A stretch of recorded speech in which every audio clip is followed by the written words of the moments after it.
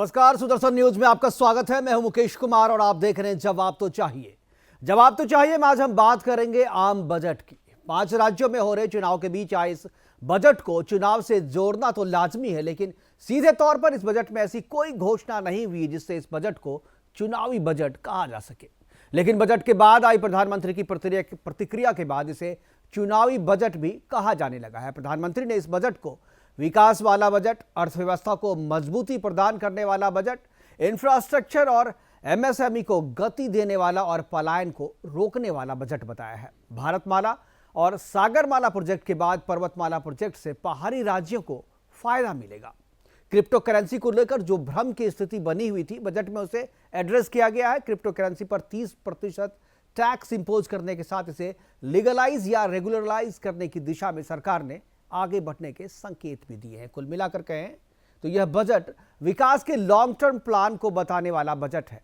सुनने और देखने में तो यह बजट चाहे जितना भी अच्छा लगे, लेकिन आम आदमी जिन्हें वित्त मंत्री से टैक्स स्लैब या स्टैंडर्ड डिडक्शन की सीमा को बढ़ाई जाने की उम्मीद थी, उन्हें इस बजट से निराशा हुई है। आज की बजट चर्चा इन्हीं सब मुद्दों पर केंद्रित होगी। ग्लोबल अर्थशास्त्री आकाश जिंदल के साथ हम बजट से बदली अर्थव्यवस्था की तस्वीर पर चर्चा करेंगे और साथ में इसके राजनीतिक पहलू पर भी चर्चा करेंगे। और चर्चा को आगे बढ़ाने के लिए हमारे साथ होंगे समाजवादी पार्टी के प्रवक्ता, तेज तर्रार प्रवक्ता सत्येंद्र यादव उर्फ हीरो भैया और कांग्रेस की प्रवक्ता रशीदा खातून। लेकिन पहले देखते हैं एक रिपोर्ट।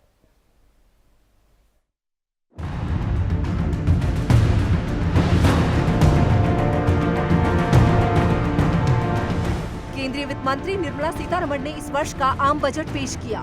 वित्त मंत्री ने नौकरी, घर, किसान, रक्षा, व्यापार और क्रिप्टो सहित कई क्षेत्रों के लिए बड़े ऐलान किए। बजट में क्रिप्टो करेंसी पर केंद्र सरकार का सख्त रुख सामने आया।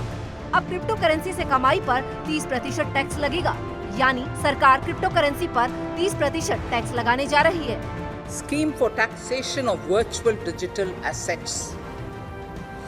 There has been a phenomenal increase in transaction in virtual digital assets. The magnitude and frequency of these transactions have made it imperative to provide for a specific tax regime. Accordingly, for the taxation of virtual digital assets, I propose to provide that any income from transfer of any virtual digital asset shall be taxed at the rate of 30%. Crypto currency पर केंद्र सरकार ने अपनी नजर पैनी कर दी है। 1% TDS के साथ क्रिप्टो करेंसी से होने वाली कमाई पर 30% टैक्स भरना पड़ेगा। लंबे समय से क्रिप्टो करेंसी पर निवेशकों ने सरकार से वर्चुअल डिजिटल एसेट पर अपनी स्थिति को साफ करने की मांग की थी। बजट में वित्त मंत्री ने रोजगार, मकान और शिक्षा को लेकर बड़ी घोषणाएं की। वित्त मंत्री ने इस बजट में युवाओं के लिए 60 लाख नौकरियां अवसर तैयार करने का वादा किया। वित्त मंत्री ने कहा कि इस बजट से अगले 25 साल की बुनियाद रखी जाएगी। प्रधानमंत्री नरेंद्र मोदी ने बजट की तारीफ की। मोदी ने कहा, बजट पलायन को रोकेगा। इस बजट का एक महत्वपूर्ण पहलू है गरीब का कल्याण। हर गरीब के पास पक्का घर हो, नल से जल आता हो, उसके पास शौचालय हो, गैस की सुविधा हो, इन सभी पर विशेष ध्यान दिया गया है। इसके साथ ही आधुनिक इंटरनेट कनेक्टिविटी पर भी उतना ही जोर है। जो भारत के पहाड़ी क्षेत्र हैं, हिमालय का पूरा पट्टा, जहां जीवन आसान बने, वहां से पलायन ना हो। देश में इन दिनों चुनावी मौसम चल रहा है। 5 राज्यों में विधानसभा चुनाव होने वाले हैं। ऐसे समय में सरकार ने बजट में कोई लुभावनी योजनाओं का ऐलान नहीं किया। सरकार ने बजट में अर्थव्यवस्था, रोजगार, विकास, किसान और पलायन रोकने पर जोर दिया। Bureau report, Sudarshan.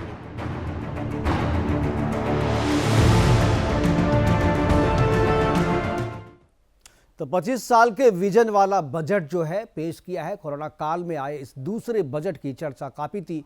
पहले से लोगों को उम्मीद थी, खासतौर पे मिडिल क्लास को उम्मीद थी कि सरकार से कुछ राहत मिलेगी। टैक्स स्लैब में जो बदलाव है वो बदलाव किया जाएंगे या स्टैंडर्ड डिडक्शन जो है उसमें कुछ सीमा उसकी बढ़ाई जाएगी, लेकिन मिडिल क्लास को निराशा हाथ लगी। लेकिन बाकी चीजें बजट में क्या है, बजट से कैसी तस्वीर अर्थव्यवस्था की बन रही है। हमारे साथ चर्चा करने के लिए मौजूद है आकाश जिंदल, ग्लोबल अर्थशास्त्री हैं, और इसके अलावा हमारे साथ दो और मेहमान जुड़ गए हैं। हीरो भैया है, सत्येंद्र यादव सपा के प्रवक्ता तेज तर्रार, और इसके अलावा राशिदा खातून है कांग्रेस से। हम चर्चा की शुरुआत पहले तो सबसे पहले सभी मेहमानों का स्वागत है, और चर्चा की शुरुआत आकाश जिंदल जी मैं आपसे करना चाहूँगा और जानना चाहूँगा कि आपकी नज़र में ये बजट, सबसे पहले आपकी प्रतिक्रिया। हालांकि आपकी प्रतिक्रिया मैं दूसरे चैनलों पे और दूसरे मीडियम से मैं जान चुका हूं, लेकिन मैं चाहूँगा कि आप हमारे दर्शकों को बताएं कि आपके लिए ये बजट कैसा है। 25 साल के विजन वाला बजट, 9.2% ग्रोथ के विजन वाला बजट, और हर एक घर में नल जल योजना वाला बजट। क्या प्रतिक्रिया है पहली आपकी? मुकेश जी, मुझे खुशी है कि आप जैसे नॉलेजेबल और टैक्टफुल जर्नलिस्ट के साथ ये शो कर रहा हूं। सुबह से मेरा एक 15वां शो है, बट ये शो मेरे लिए विशेष है। एक तो आप जैसे टैलेंटेड एंकर के साथ बैठा हूं, दूसरा उस प्लेटफॉर्म में बैठा हूं जो राष्ट्रभक्ति और देशभक्ति के लिए जाना जाता है, और आपके चैनल की राष्ट्रभक्ति के कारण मैं बहुत इज्जत करता हूं। मुकेश जी, ये बजट जो है विजनरी बजट है। हिंदुस्तान को क्या चाहिए था? हिंदुस्तान को रोजगार चाहिए था, हिंदुस्तान को इन्फ्लेशन से मुक्ति चाहिए थी। ये बजट इन्फ्लेशन से मुक्ति देगा, ये बजट रोजगार देगा, विजनरी बजट है। इसमें सुबह से तमाम चैनल्स पे कुछ भ्रांतियां चल रही हैं, उन भ्रांतियों को पहले क्लैरिफाई कर दूं। देखिए, लोगों को एक माइंडसेट ये बन गया था कि एक लड्डू पेड़े वाला बजट होगा, हमें इनकम टैक्स एग्जम्पशन मिलेगा, एटीसी एग्जम्पशन मिलेगा, हाउसिंग फाइनेंस का एग्जम्पशन मिलेगा, जो स्टैंडर्ड डिडक्शन मिलेगी। अब वो एक या दो लड्डू पेड़े कई लोग चाहते थे, और उसमें कोई बुराई नहीं है, लोगों का हक है। बट मैं यहां ये कहना चाहता हूं विद फुल रिस्पॉन्सिबिलिटी कि लोगों को एक लड्डू या पेड़ा नहीं मिला, बल्कि मिठाई का पूरा डिब्बा दे दिया गया है। हाँ, कोई ऐसा व्यक्ति चाहिए जो लोगों को समझा सके कि भाई साहब, बहन जी, आपको मिठाई का डिब्बा किस तरीके से मिला है। ये एक विजनरी बजट है। सबसे पहले 20,000 करोड़ जो इंफ्रास्ट्रक्चर पे लग रहा है, उसका मतलब क्या है जी? बहुत सी जॉब्स का generation, tremendous job creation would be there. Jobs मिलेंगी और जॉब क्रिएशन इससे बहुत ज्यादा बढ़ जाएगी, ऐसा मेरा मानना है। और दूसरा क्या होगा, इंफ्रास्ट्रक्चर पे जब इन्वेस्टमेंट होगी तो इन्फ्लेशन रिडक्शन होगी, क्योंकि इन्फ्लेशन, आप तो बहुत नॉलेजेबल एंकर हैं, जानते हैं ज्यादातर इस वजह से होती है जी, क्योंकि सप्लाई साइड कंस्ट्रेंट्स होते हैं। अब सप्लाई साइड कंस्ट्रेंट्स नहीं रहेंगे। जब इंफ्रास्ट्रक्चर इतना बढ़िया हो जाएगा, सब्जियों को मौसम का मार जो है रोक नहीं पाएगा, सामान सही समय पाएगा, हमारा तो वो बाजारों के अंदर बहुत पॉजिटिविटी। बिल्कुल आपका कनेक्शन आकाश जिंदल जी, आपका कनेक्शन कट गया है। हमसे फिर से जोड़ने की कोशिश कर रहे हैं। हमारे साथ जो दूसरे मेहमान हैं, मैं उनके पास जाऊंगा। सत्येंद्र यादव जी, जिस तरीके से आकाश जिंदल जी कह रहे हैं कि विजनरी बजट जो है, एक विजन वाला बजट है, 25 साल के विकास का खाका तैयार किया गया है, और इंफ्रास्ट्रक्चर को जो बूस्ट मिलेगा, जो पैसे इंफ्रास्ट्रक्चर के लिए ऐलान किए गए, लोकेट किए गए हैं, उससे जो बेरोजगारी है, खासतौर पे अक्सर जो विपक्ष के लोग हैं वो सरकार पे इस मामले में लेकर के हमेशा हमला करते रहे कि रोजगार के क्षेत्र में कुछ भी नहीं किया, बेरोजगारी बढ़ रही है। ये बजट जो है रोजगार को बढ़ाने वाला, रोजगार के अवसर पैदा करने वाला बजट है। क्या आपको लगता है कि इस बजट से रोजगार पैदा होगा, या आपको लगता है कि नहीं, ये केवल दिखावे की बात है, बोलने की बात है, कोई रोजगार पैदा नहीं हो रहा? देखिए, ऐसा है जी। सबसे पहले तो हमारे जिंदल साहब, पता नहीं इन्होंने इस बजट में ऐसा क्या देख लिया। मुझे बड़ा ताज्जुब हो रहा है कि पिछला बजट भी जो है, इन्होंने जिस तरह से भारतीय जनता पार्टी ने और प्रेजेंट किया था, बहुत बड़ा दिखावटी बजट, इतने लाख करोड़, इतना ऐसा वैसा तमाम, ये होगा वो होगा, फलाना ढिमका। पिछले बजट के बाद भी अब तक पूरे देश में कोई बदलाव नहीं है। न गरीबों को कोई राहत है, ना ही किसानों को कोई राहत है, ना कोई नौजवानों को राहत है, ना कोई रोजगार। जिस तरह से पिछले बजट में इन्होंने इतना भारी भरकम जो बजट प्रेजेंट किया था, अब इस बजट में इन्होंने 5G की बात कही है। अरे भाई, देश में 5G क्या, सिर्फ आपको 5G ये किसको इफेक्ट करेगा, पूरे देश को मालूम है। इन्होंने डिजिटल करेंसी की बात कही। आपने जिस तरह से इंडिया को डिजिटलाइज करने की कोशिश की थी, आज पूरा देश धोबी के कुत्ते की तरह हो गया है, न घर का न घाट का। देश में ना तो पेटीएम काम कर रहे हैं, ना बैंकें काम कर रही हैं, ना उनके एटीएम काम कर रहे हैं। और बैंक सर इसका बजट से कोई लेना देना नहीं, एटीएम काम नहीं कर रहा है तो इसमें बजट क्या करेगा? अरे कैसी बात कर रहे हैं? बजट जिस तरह से आप रखते हैं ये सिर्फ आपका दिखावटी और लूट बजट होता है।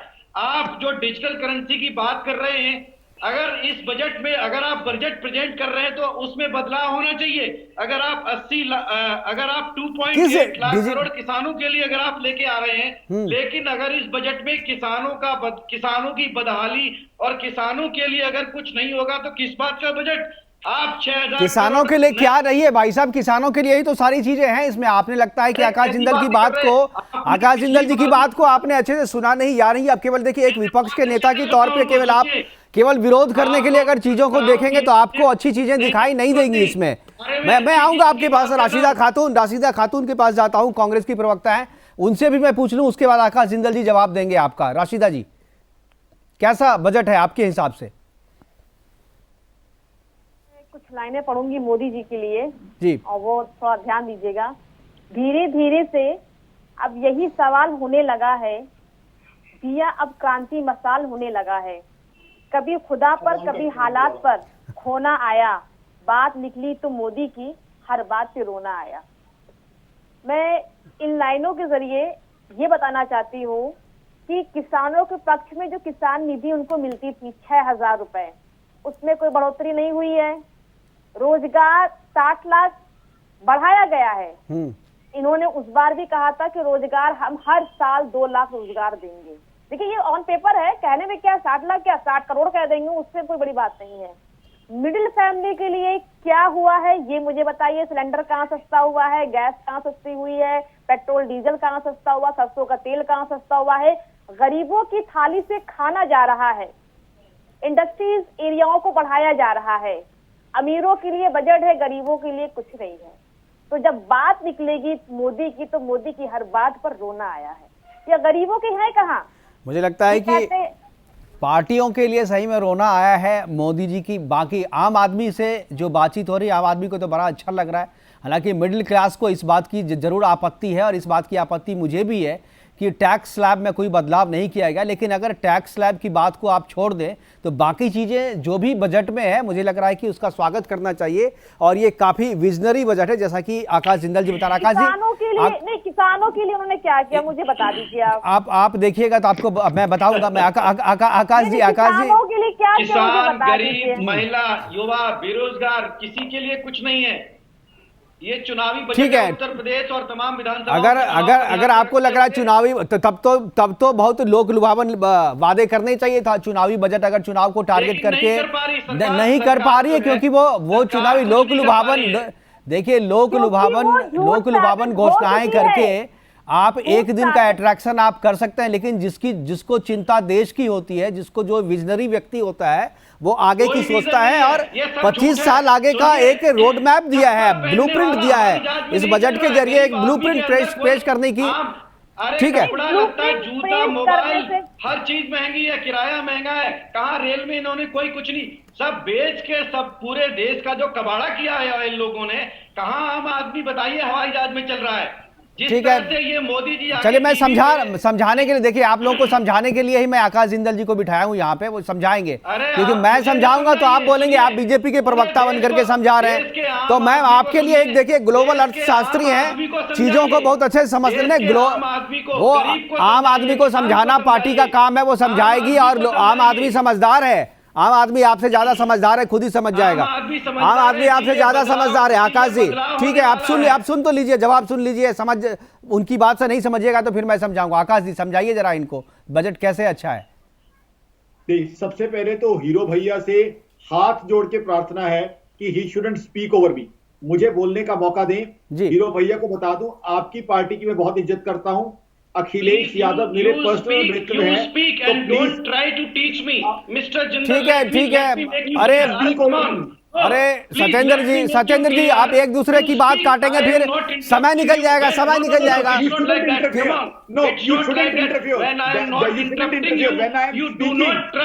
नहीं नहीं सत्येंद्र जी आपने उन पे ठीक है जिंदल जी वो सुन रहे हैं आपको ठीक है हो गया सत्येंद्र जी ठीक है हो गया। आप सुनिए जी आकाश जी ओके आकाश जी बोलिए। जी देखिए मेरा ये मानना है इंफ्रास्ट्रक्चर का एग्जांपल हमारे सामने है। चाइना जैसी कंट्री उन्होंने 80s में इंफ्रास्ट्रक्चर बिल्ड करना शुरू किया और पूरी दुनिया इस एग्जांपल को जानती है, मानती है। आज चाइना इंफ्रास्ट्रक्चर के बेस पे सेकंड बिगेस्ट इकोनॉमी दुनिया की बन चुका है। हमारे हिंदुस्तान से कहीं बड़ी इकोनॉमी है वो इतनी बड़ी इकोनॉमी बन चुका है कि आज अमेरिका को भी आंखें दिखा रहा है। तो इंफ्रास्ट्रक्चर का कमाल हमारे सामने है, एक लाइव एग्जांपल हमारे सामने है और इंफ्रास्ट्रक्चर हमारी इकोनॉमी को बहुत हाइट्स पे ले जा सकता है, इसके बारे में कोई शक नहीं है। तो मेरा मानना है कि लॉन्ग टर्म का विजन देने वाला बजट है। दूसरा आता हूं डिजिटल करेंसी के ऊपर। डिजिटल करेंसी को पहले तो मेरी प्रार्थना रहेगी क्रिप्टो करेंसी के साथ मिक्स या कंफ्यूज ना किया जाए। बिल्कुल बहुत लोग इसीलिए कंफ्यूज कर रहे हैं जी। डिजिटल करेंसी का मतलब है कि अब ग्लोबली पैसा ट्रांसफर करना कहीं ज्यादा एफिशिएंट हो जाएगा, कहीं ज्यादा फास्ट हो जाएगा, कहीं ज्यादा कॉस्ट इफेक्टिव हो जाएगा। डिजिटल करेंसी पे करीब 112 मुल्क काम कर रहे हैं। चाइना इस पे कुछ काफी आगे बढ़ चुका है और ये हमारे प्रधानमंत्री साहब की विजनरी अप्रोच है कि इस तरह के आइडियाज हमारे बजट के अंदर आ रहे हैं। उसके अलावा गरीबों के लिए जो मकान की बात हो रही है, यंगस्टर्स के लिए जो जॉब की बात हो रही है, वो मेरा मानना है कि हमारी कंट्री को जो 5 ट्रिलियन यूएस डॉलर का हम एक सपना लेके चल रहे हैं उसकी तरफ लेके जाएगी। आज जो है 5th लार्जेस्ट इकोनॉमी हम इन्हीं प्रधानमंत्री, विजनरी प्रधानमंत्री की गाइडेंस के अंडर बने हैं और वो डेटा है, वो आकाश जिंदल का डेटा नहीं है, वो डेटा वो है जो ग्लोबली एक्सेप्टेड है। अमेरिका, चाइना, जापान, जर्मनी के बाद हम 5th लार्जेस्ट इकोनॉमी है। जो अंग्रेज हम पे रूल किया करते थे वो भी हमसे पीछे हैं, फ्रांस भी हमसे पीछे है, ऑस्ट्रेलिया, कनाडा भी हमसे पीछे है। और जीडीपी ग्रोथ जो दुनिया मानती है इस साल की जो 9.2% एक्सपेक्टेड है, that is again the fastest GDP growth amongst all major countries. बिल्कुल और आईएमएफ ने भी बोला है ये ग्रोथ का की जो भविष्यवाणी है ये आईएमएफ ने भी दिया है कि 9.2 ग्रोथ रेट हो सकता है भारत का अगले साल। जी बिल्कुल आपने सही कहा। आईएमएफ और काफी ग्लोबल एजेंसीज ये डेटा एनालाइज करती हैं और ये एक्सेप्टेड और अप्रूव्ड जो डेटा है ग्लोबल एजेंसीज का, और उसका सबसे बड़ा इंडिकेटर है हमारी स्टॉक मार्केट में आज अमेरिकन, यूरोपियन, जापानीज हर तरह के इन्वेस्टर पैसा लगा रहे हैं, तो वो हमारे इकोनॉमी में कॉन्फिडेंस शो कर रहे हैं। एफडीआई बन रही है। एक और चीज थोड़ी सी ऐड कर दूं, अभी प्रधानमंत्री ने एक विजनरी एक बहुत बढ़िया कदम उठाया। रिपब्लिक डे पे सेंट्रल एशियन इकोनॉमीज के 5 लीडर्स को बुलाया गया था और उनके साथ बिजनेस की बहुत अच्छी बातचीत हुई है। और हालत क्या हुई कि चाइना को इतनी घबराहट हो गई कि हमारे पीएम की मीटिंग से एक दिन पहले उसने फटाफट उन कंट्रीज के साथ मीटिंग ऑर्गेनाइज की। यानी चाइना हमारे प्रधानमंत्री साहब से सीख रहा है। दूसरी एक तारीफ हमें कहां से मिली है, बड़ी हैरानी होगी दर्शकों को सुन के, हमारे आईटी सेक्टर और इंटरनेट इकोनॉमी जिस तरह से दुनिया में डंका बज रहा है उसकी तारीफ वहां से मिली है जिसने किसी ने सोचा नहीं होगा। उसकी तारीफ की है इमरान खान ने। आज से 20 दिन पहले इमरान खान पाकिस्तान के एक इवेंट पे गए, वहां उन्होंने कहा कि पाकिस्तान को आईटी और आईटी एनेबल्ड सर्विस में भारत से सीखना चाहिए जी की। अब अगर इमरान खान हिंदुस्तान की एग्जांपल देने लग जाएगा तो मेरे हिसाब से इस देश का 5 साल का बच्चा भी समझ जाएगा हम कहां पहुंचे हुए हैं। आज की तारीख में फॉर्च्यून 500 कंपनियों के बहुत से सीईओ हमारी तरफ से गए हुए हैं, इंडिया से गए हुए हैं। और आज मैं तो यूएस के चैनल पे शो करता हूं, आप जानते हैं मुकेश जी, हिंदुस्तान की आईटी और बीपीओ का डंका यूएस में, यूरोप में बज रहा है और ये सब कुछ ग्लोबली एक्नॉलेज और एक्सेप्टेड डेटा है। मेरा ये मानना है बिल्कुल सत्येंद्र जी, जो चीजें दुनिया के लोगों को दिख रही है, जो दुनिया के देशों को दिख रही है, जो पाकिस्तान को दिख रहा है, जो इमरान खान को दिख रहा है, वो आप लोगों को क्यों नहीं दिख रहा है?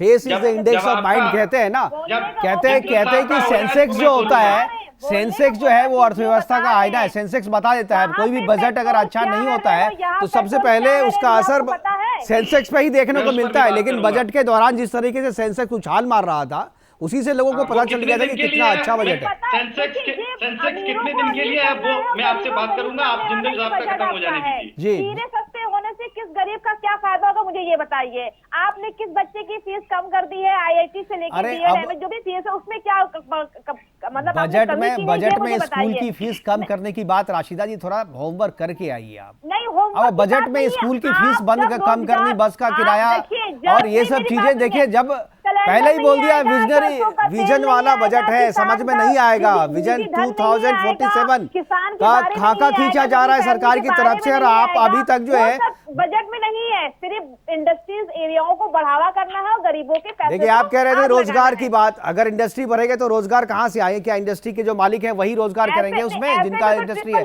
अरे इंडस्ट्री में तो युवाओं को ही रोजगार मिलेगा ना। बढ़ाई कहाँ ये बताइए। अरे बढ़ाई कहाँ, अभी तो घोषणा ही हुई है।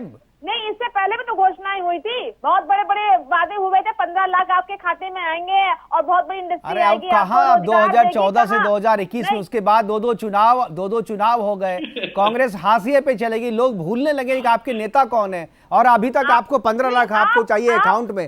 राशिदा जी, लगता है आपने होमवर्क नहीं किया है। फेंकने लपेटने वाली जो बातें होती है वो रहती बजट में। अरे ये सारी चीजें, राशिदा जी कुछ नई बात कीजिए, कुछ नई बात कीजिए राशिदा जी। मैं सही बता रही हूँ, जो हम, आप बताइए किसानों के लिए क्या हो, मुझे एक बात बता दीजिए, किसानों के फायदे क्या होगा? आप बताइए किसानों को क्या चाहिए था जो नहीं हुआ? आप बोलिए किसान निधि बढ़ा नहीं। अरे आप तो किसानों को कुछ देते नहीं थे। 6,000 रुपया किसान निधि से मिल रहा है, नहीं बढ़ा। पिछली बार कोरोना काल में इतना सब चीज मिल रहा है। आप ये तो समझो कि ये दूसरा बजट है वैसा जो कोरोना काल में लिया गया है। पूरे देश को सब्सिडी के जरिए अन्न मुहैया करवाया गया था पिछली बजट में, और पिछली बार भी प्रधानमंत्री ने कहा था कि कड़वी घूंट पीनी पड़ेगी। जो सवाल पूछना चाहिए वो सवाल तो देखिए, जो सवाल विपक्ष को पूछना चाहिए सरकार से, वो पता चला आपको? पीएम फंड का कुछ है? जब आरटीआई के जरिए पीएम फंड, आपको अगर बजट पे बात नहीं करनी है राशिदा जी, ये सब बातें तो हम लोग करते रहते हैं, ये सब बातें हम लोग करते रहते हैं राशिदा जी। जब सामान्य पॉलिटिकल डिबेट होता है तो हम ये बातें करते हैं। मिडिल तो वहीं पे खड़ा है, मध्य वर्ग का लोग तो वहीं पे खड़े हुए हैं। देखिए, सिर्फ बड़ों लोगों के लिए हुआ है। अच्छा राशिदा जी, ये एक चीज बताइए, आप टैक्स भरती हैं, आप टैक्स देती हैं, इनकम टैक्स देती होंगी, आप टैक्स देती हैं? आप देती हैं राशिदा जी? टैक्स देती हैं, नहीं देती हैं? हेलो, हाँ, मैं पूछ रहा हूँ, जो इनकम टैक्स आप देती हैं सरकार को? जी हाँ, बिल्कुल देते हैं। देती है ना, तो उसके बारे में सवाल पूछिए ना, जो उसके स्लैब में बदलाव नहीं किया गया है।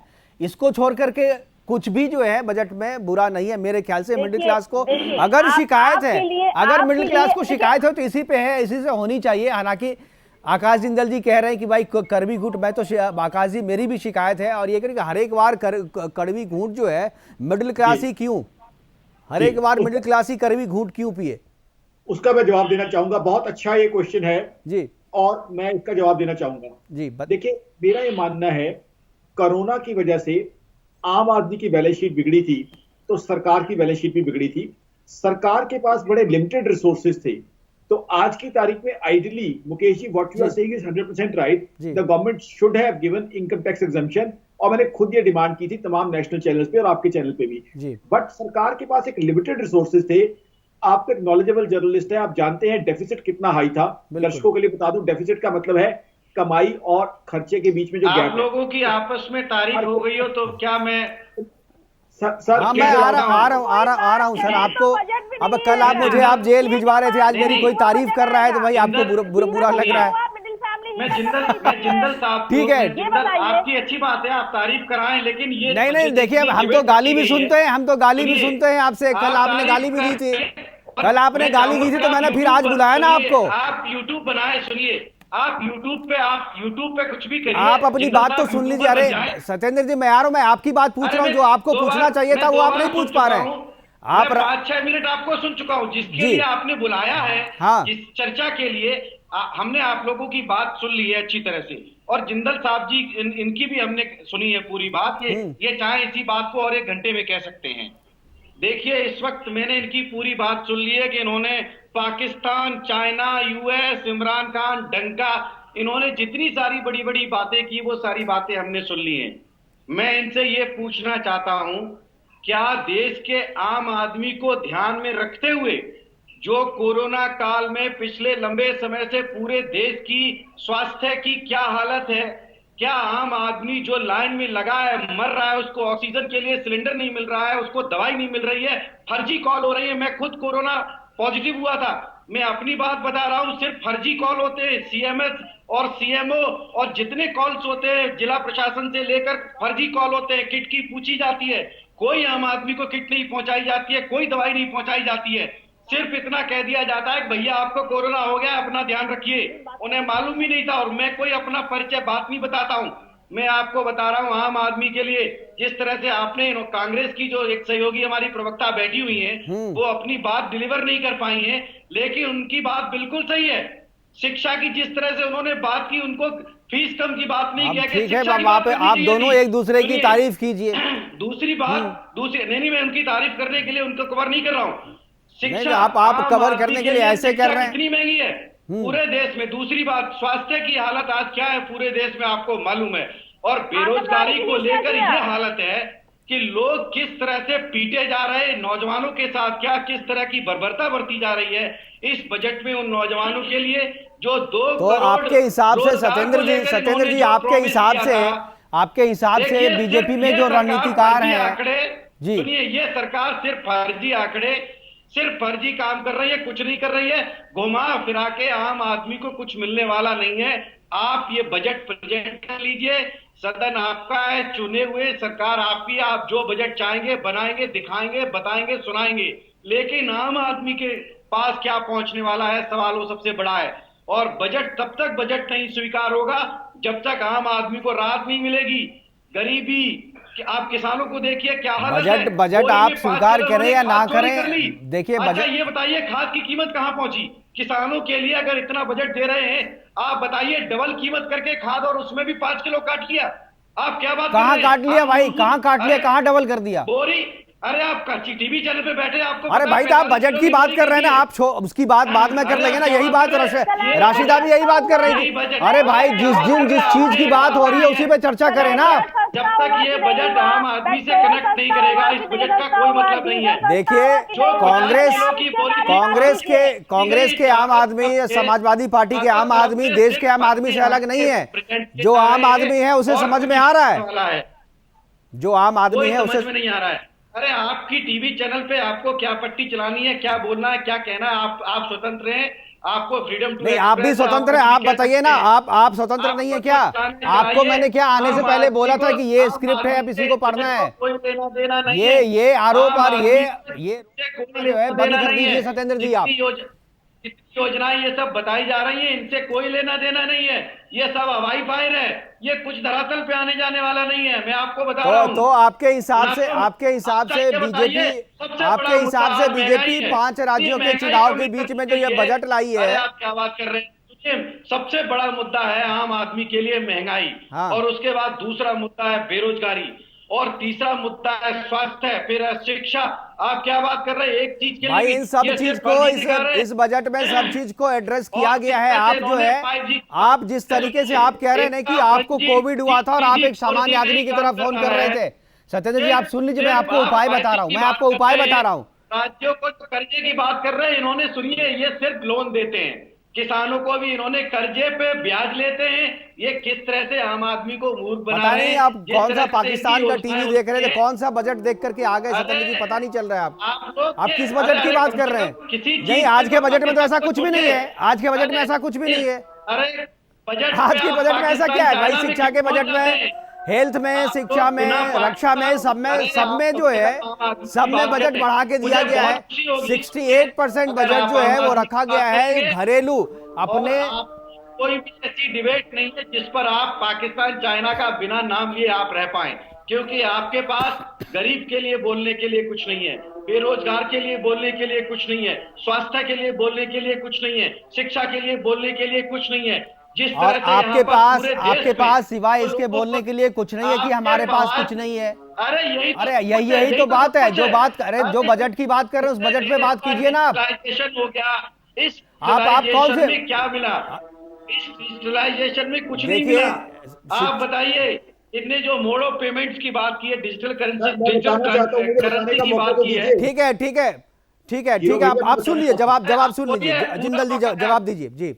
हीरो भैया, मैं बताना चाहता हूं, देखिए सबसे पहले मैं आपको बताना चाहता हूं, जब आपकी पार्टी ने इंफ्रास्ट्रक्चर का काम किया था यूपी में, तो तारीफ करने वालों में से सबसे पहले मैं ये था। तो आपकी पार्टी ने भी इंफ्रास्ट्रक्चर का अच्छा काम किया था अपने समय में, हीरो भैया, मैंने उस समय तारीफ की थी। और आपके नेता अखिलेश यादव मेरे बहुत अच्छे मित्र हैं, आपकी पार्टी ने जो इंफ्रास्ट्रक्चर का काम किया था उसकी तारीफ मैंने की थी। तो प्लीज आप हर व्यक्ति को प्रॉपर पर्सपेक्टिव में लीजिए। जहां तक बात है कि इंफ्रास्ट्रक्चर से क्या होगा, मेरे मित्र, इंफ्रास्ट्रक्चर सारी दुनिया मानती है कि इंफ्रास्ट्रक्चर से सबसे ज्यादा जॉब जनरेशन होता है। चाहे एक लकड़ी का मिस्त्री हो, चाहे कंस्ट्रक्शन वर्कर हो, चाहे पेंटर हो, चाहे प्लम्बर हो, सैनिटरी वाला हो, की सांस बचाएंगे कि मकान बनाएंगे? आदमी को पहले अरे भाई साहब, आप सुन तो लीजिए, आपको इकोनॉमिक्स की जानकारी नहीं है ना, आपको इकोनॉमिक्स की जानकारी है ना, आपको इकोनॉमी की जानकारी है। अरे सुन तो लीजिए, आप सुन तो लीजिए, बीच में इंटरप्ट कर रहे हैं हमेशा, सुनिए पहले। दीजिए, हेलो, बोलने तो दीजिए जी। इंफ्रास्ट्रक्चर से सबसे ज्यादा जॉब जनरेशन होता है, ये सिर्फ आकाश जिंदल नहीं कह रहा, दुनिया भर के फाइनेंशियल प्लानर्स और इकोनॉमिस्ट इसको मानते हैं। तो इसकी वजह से बहुत ज्यादा जॉब जनरेशन होगा। मेरी जो बहन और मेरे जो मित्र बैठे हुए हैं, इनकी अपनी स्टेट अगर यूपी से है, वहां भी बहुत ज्यादा जॉब जनरेशन होने की पॉसिबिलिटी है। अब डिजिटल करेंसी पे जब मैं बोलना चाहता था, मुझे बोलने नहीं दिया गया। डिजिटल करेंसी से ग्लोबली मनी ट्रांसफर बहुत ज्यादा इजी हो जाएगा।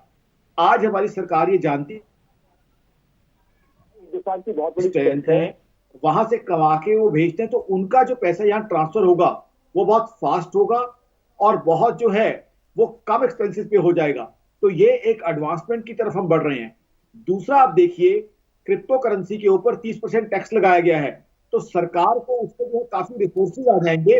उस रिसोर्स से जो है उनके लिए क्या किया गया ये बताइए। 69,000 वैकेंसी अभी तक फुलफिल नहीं हुई है, छात्रों को लाठी मिल रही, उनको रोजगार कब दिया जाएगा ये बताइए। बीएड हर साल करा रहे हैं। राशिदा जी बीच में इंटरप्ट मत कीजिए, मैं आऊंगा आपके पास। राशिदा जी आप सवाल पूछ लीजिएगा, आप बीच में इंटरप्ट मत कीजिए। राशिदा, आप बीच में इंटरप्ट नहीं कर सकते हैं, मैं आपको म्यूट कर दूंगा। आप प्लीज आप बीच में इंटरप्ट मत कीजिए। मैं आपको आपके पास आऊंगा, समय अभी मेरे पास है, मैं आऊंगा आपके पास। आकाश जी बात खत्म कीजिए। अरे मैं आ रहा हूँ आपके पास, मैं आ रहा हूँ आपके पास। मैं मेरी बहन को बताना चाहता हूँ, मेरी बहन, आप मुझसे क्वेश्चन पूछिए, मेरी बहन, मैं आप बारी बारी से पूछिए, जवाब देने के लिए तैयार है वो। बात वही कर रहे हैं। अरे मैं आ रहा हूँ आपके पास ना, पहले जवाब तो सुनिए, पहले जवाब सुनिए, मैं आऊंगा आपके पास। अरे उनके लिए बजट अच्छा है भाई, वो बजट करे अच्छा, वो अच्छा ही करे। अरे वो बजट की नहीं, आपकी बात का जवाब दे रहे हैं वो। राशिदा, मेरी बहन, एक भाई होने के नाते आपसे प्रार्थना कर रहा हूं, आपकी पार्टी की मैं बहुत इज्जत करता हूं, तो मेरी बहन से मेरी प्रार्थना है, मेरी बात तो सुन लीजिए, उसके बाद मेरी बहन जो भी सवाल पूछेगी, मेरी ये ड्यूटी है, जब तक आपको सेटिस्फाइड नहीं करूंगा नहीं उठूंगा। मेरी बहन ये है, इंफ्रास्ट्रक्चर, आपकी सरकार ने भी जो है इंफ्रास्ट्रक्चर को लेकर बुलिश है, आपकी सरकार ने भी इंफ्रास्ट्रक्चर की तारीफें हमेशा की हैं, और इंफ्रास्ट्रक्चर पे इन्वेस्टमेंट आपके सामने दुनिया की एग्जाम्पल है। चाइना सेकेंड जो है बिगेस्ट इकोनॉमी दुनिया की बना हुआ है, यूएस दुनिया की बिगेस्ट इकोनॉमी बना हुआ है। इंफ्रास्ट्रक्चर का डेटा मेरे पास है, इंफ्रास्ट्रक्चर डेवलप किया तभी वो इकोनॉमी प्रॉस्पर करी। क्या आप नहीं चाहती आपकी स्टेट प्रॉस्पर करे, हमारा देश प्रॉस्पर करे? उसके अलावा आप देखिए डिजिटल ट्रांसफर, अब क्रिप्टो करेंसी पे 30% टैक्स, इससे कितने ज्यादा फंड्स हमारे पास आ जाएंगे। जो बात कही जा रही थी कि गरीबों के लिए धन कहां से आएगा, अपना ही फंड भरिएगा, गरीबों के बारे में मत सोचिएगा, ठीक है। आप ये बताइए, जितने हर साल आप बीएड कराते हैं, हर साल बीटीसी कराते हैं, हर साल आईटी होती है, हर साल एमटेक होता है, ये बच्चों को रोजगार कब मिलेगा? आप इंफ्रास्ट्रक्चर कहते हैं, ठीक है, मान लिया रोजगार मिलेगा, लेकिन जो बच्चे हर साल ग्रेजुएट हो रहे हैं, हर साल एक टेक्नोलॉजी से रिलेटेड कोर्स कर रहे हैं, पैसे लग रहे हैं, उनके वो जब जॉब मांगते हैं उन्हें तो मार पड़ती है, तब आपकी सरकार कहाँ सोई रहती है? आप ये बताइए, आंगनवाड़ी वाली यूपी के अंदर 3 से 4 दिन जेल में थी, प्रदर्शन की, उसके हक को नहीं दिया जा रहा है, तो हमारे केंद्र सरकार बैठी है और राज्य में बैठी हुई है, क्या वो आंगनवाड़ी के बारे में कुछ सोच नहीं सकती है? बेरोजगार की हालत बदतर हो जा रही है। आप बिल्कुल आप ही से पूछा जा रहा है, जवाब आप ही को देना है। मैं जवाब दे दूं जी। अब मेरी बहन, मैंने आपका प्रश्न सुना, मुझे जवाब देने दीजिए। पहले तो ये सरकार मेरी नहीं है, मैं कोई नेता नहीं हूं।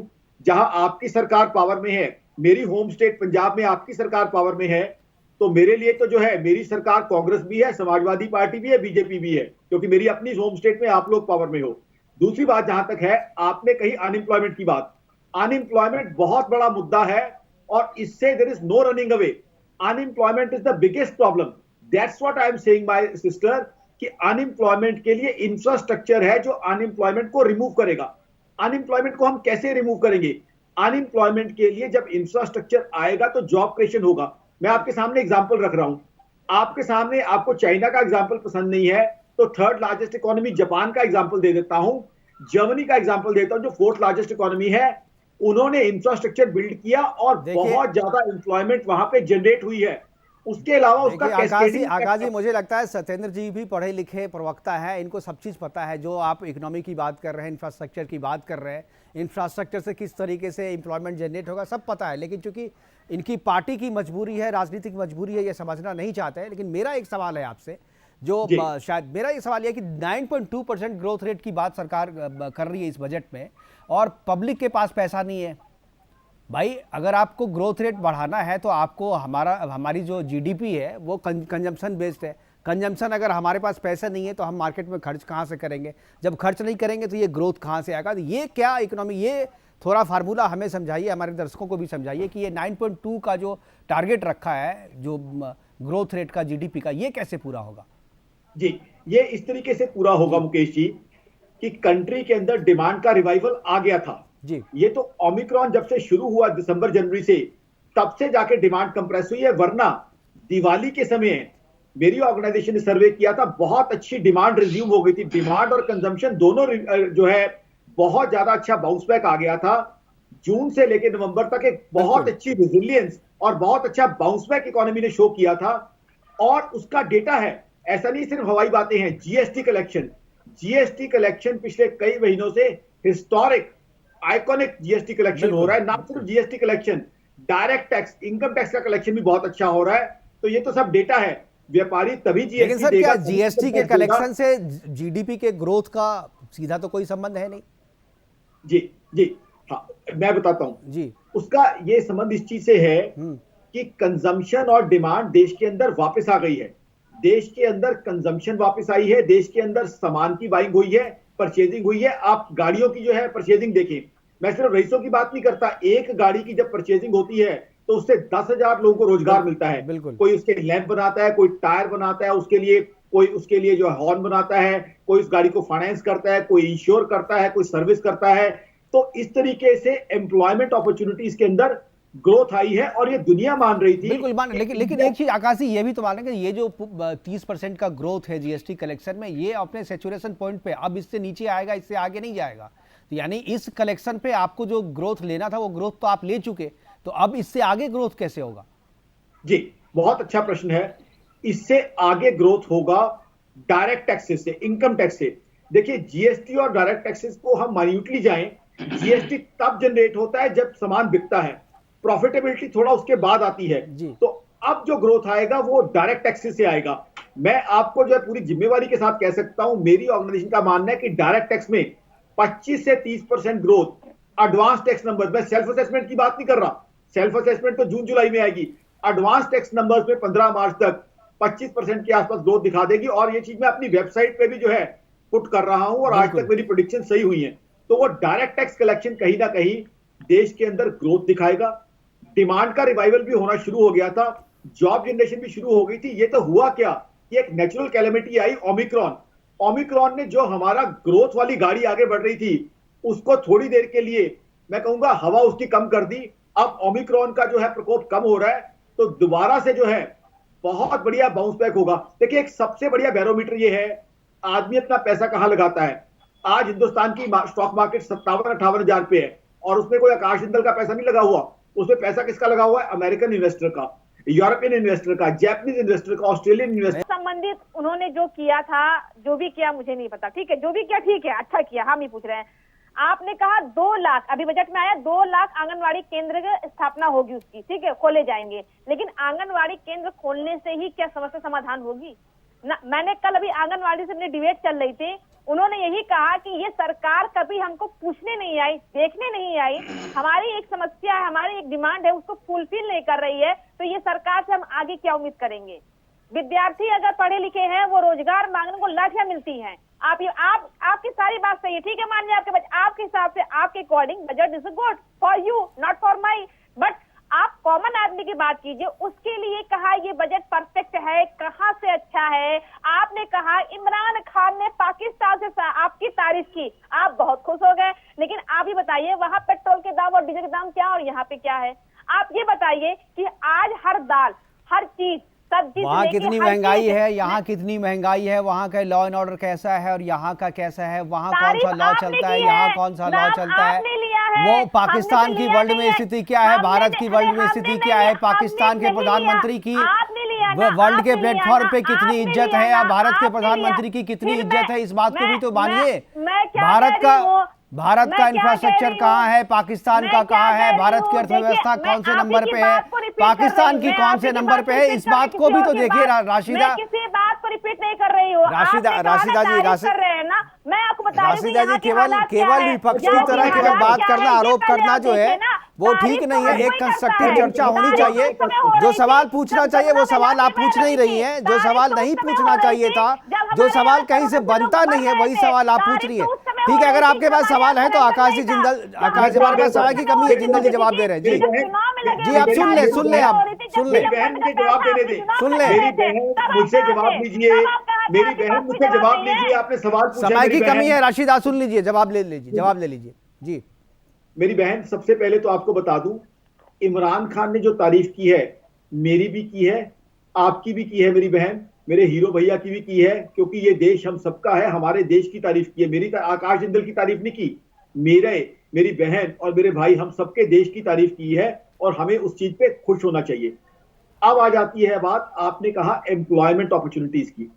अब वही मैं बात कर रहा हूं कि एम्प्लॉयमेंट अपॉर्चुनिटीज बहुत ज्यादा होंगी, बिकॉज बहुत सी इन्वेस्टमेंट प्रमोट हो रही है, बहुत सी फॉरेन डायरेक्ट इन्वेस्टमेंट यहां देश में हो रही है। अब आज की तारीख में जिस तरह की एफडीआई आ रही है, जगह जगह फैक्ट्रियां लगेंगी, ये माहौल बनेगा कि इंडस्ट्रियलिस्ट मजबूर हो जाएगा गांव में जाके मजदूर भाइयों को कहने की मेरे पास फैक्ट्री खुल रही है, कृपया आके उसमें नौकरी कीजिए। 2 साल बाद यहाँ तो मजदूरों की कमी पड़ जाएगी मेरी बहन, इंडस्ट्रियलिस्ट डिवाइड करने जाएगा, मजदूर नहीं मिलेंगे, ये हालात होगी मेरी बहन। चलिए ठीक है, हमारे पास संकेत आ गए पीसीआर से, वाइंड अप करना पड़ेगा प्रोग्राम को खत्म करने का समय हो रहा है, समय की कमी है। राशिदा जी, मैं आखिरी कमेंट, सत्येंद्र जी आखिरी कमेंट।